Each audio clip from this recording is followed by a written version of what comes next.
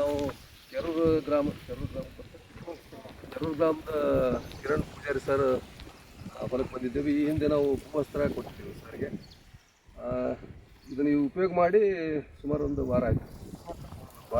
ಈ ಒಂದು ವಾರ ಆದಮೇಲೆ ಈಗ ಅವ್ರನ್ನ ರೈತರನ್ನ ನಾವು ಮಾತಾಡ್ಸೋಣ. ಏನು ಇದ್ರ ಬಗ್ಗೆ ರಿಸಲ್ಟ್ ಅವ್ರದ್ದು ಒಪಿನಿಯನ್ ಏನಂತೆ.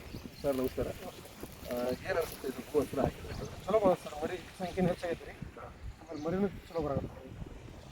ಮರಿ ಸಂಖ್ಯೆನೂ ಜಾಸ್ತಿ ಆಗಿದೆ ಮತ್ತು ಮರಿ ಸಂಖ್ಯೆನೂ ಸ್ವಲ್ಪ ದಪ್ಪ ಆಗುತ್ತೆ. ಮೊದಲು ಸಣ್ಣ ಬಿಡಬೇಕು, ದಪ್ಪ ಆಗುತ್ತೆ.